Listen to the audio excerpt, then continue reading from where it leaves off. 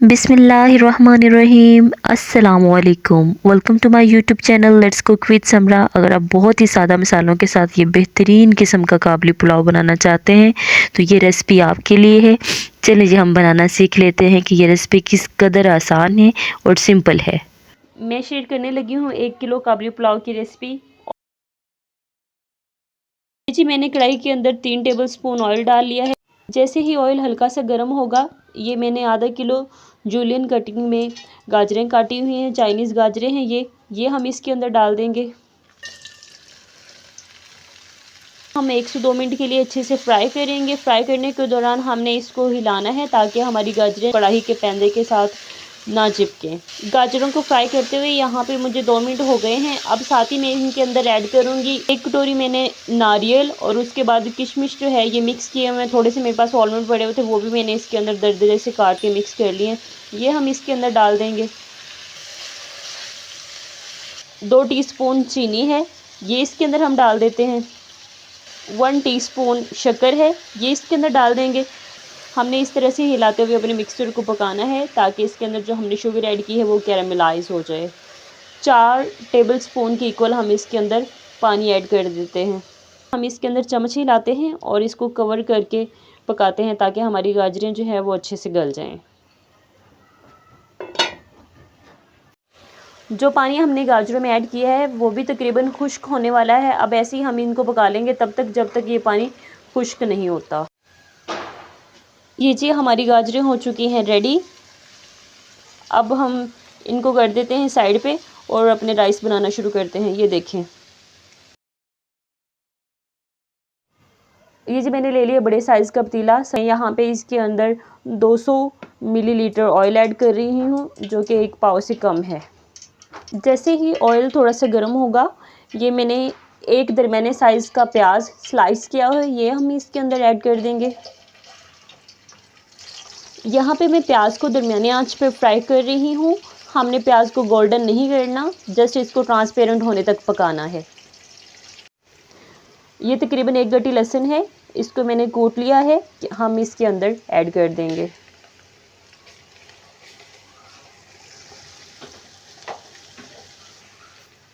जैसे ही प्याज और लहसुन का कलर थोड़ा सा चेंज होगा, हम इसके अंदर डाल देंगे 1 kg बीफ।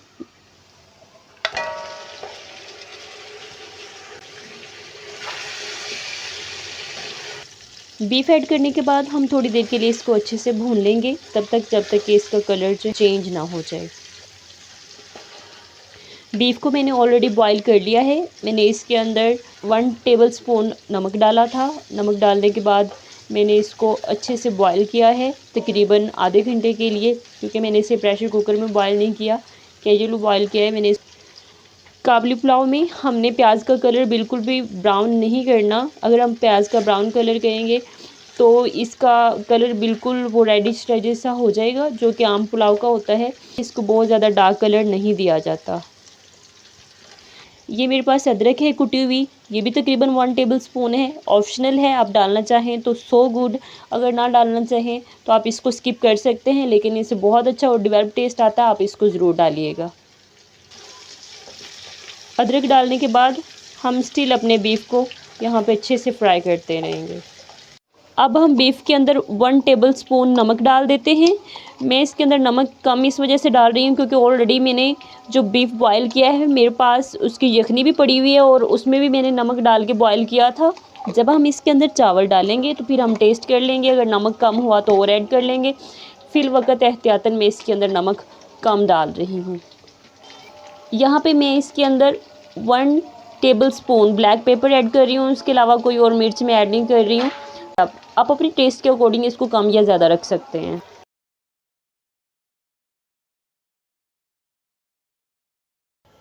बीफ बॉईल करके जो आपके पास यखनी बचेगी, आपने उसी को चावलों के अंदर ऐड करना है। अगर आपकी यखनी आपके चावलों की मेजरमेंट से कम है तो आप उसके अंदर उतना पानी ऐड कर लें। मेरे पास यहाँ पे 3 गिलास चावल हैं और मैंने इसके अंदर 3 गिलास यखनी हुई है और 3 गिलास ही मैंने पानी ऐड कर लिया है और अब हम इसको अच्छे से बॉईल होने देंगे। ये मेरे पास 1 टेबलस्पून ज़ीरा है, इसको हम हथेलियों की मदद से अच्छी से इस तरह से मसल लेंगे और मसल के हम इसमें डालेंगे। इस तरह से हमारे चावलों के अंदर बड़ी अच्छी खुशबू आ जाएगी। और अब हम इसको हिलाएंगे और ढक्कन दे के अच्छे से पानी को उबलने देंगे।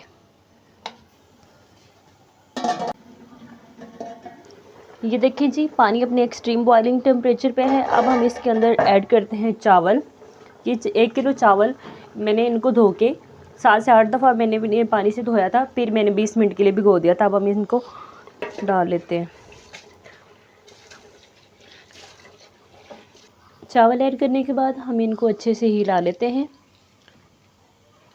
चावलों के अंदर चम्मच चलाने के बाद हम यहाँ पे नमक भी चेक कर लेंगे।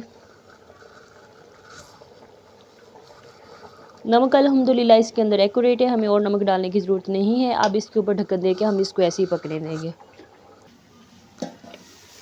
ये देखेंगे जी, यहाँ पे हमारे चावलों के अंदर पानी हो चुके हैं खुश्क और माशाल्लाह अल्हम्दुलिल्लाह कितने प्यारी लुक आ रही है। अब हम इनके अंदर ऐड कर देते हैं वो ड्राई फ्रूट्स और गाजरों का मिक्सर जो हमने ऑलरेडी बना के रख लिया है।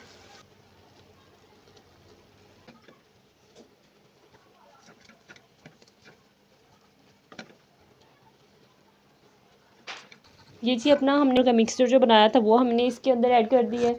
अब हम इसके ऊपर लीड दे के इसको लगाएंगे दम पे। बहुत ही स्लो आंच पे हम इसको दम पे लगाएंगे तकरीबन 10 से 15 मिनट के लिए। दम खोल लेते हैं। बिस्मिल्लाहिर्रहमानिर्रहीम।